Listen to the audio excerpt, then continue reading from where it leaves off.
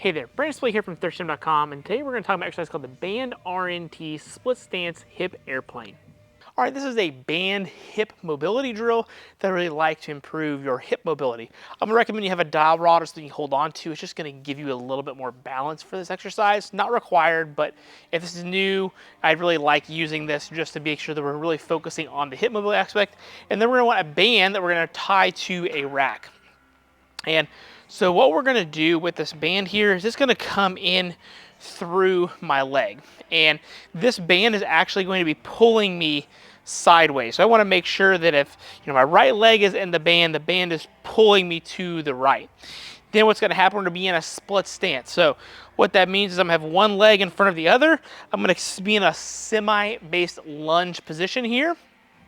And then I'm going to hold this PVC pipe just for balance, as I kind of talked about earlier.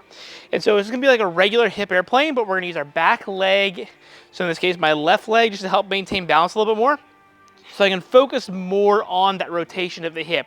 The goal is to try to take the stability aspect out of the exercise and really focusing on trying to open up, and then we're going to use this so I can still rotate my body as well. So I'm going to take this PVC pipe. I got my hands both overhand here.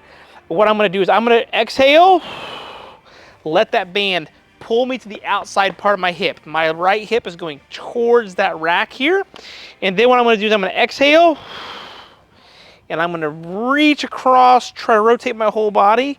So notice my body's facing this way. I'm squeezing my right glute, using my left leg barely just to keep attached.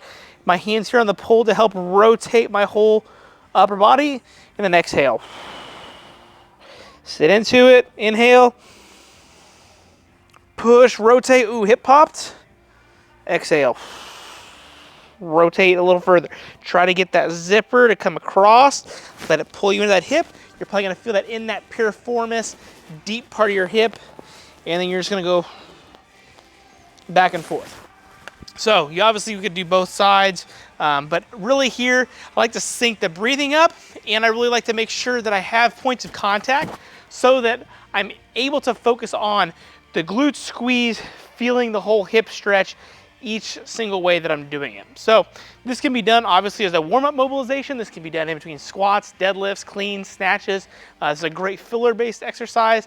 Personally, I like to do about 5 on each side. If I'm using it as a filler, if I'm doing it as a warm-up, I like to push that closer to more like 8 or 10 on each side, really trying to make sure I'm feeling everything on my hip and improving that range of motion every single rep that I'm doing.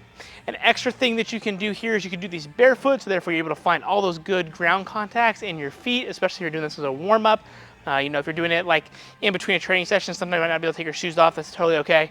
But just a way to maximize this. So lots of different ways to use this. Hopefully it's going to help you improve your hip mobility. If you got any questions, let me know in the comment section below. Thanks. Have a great day.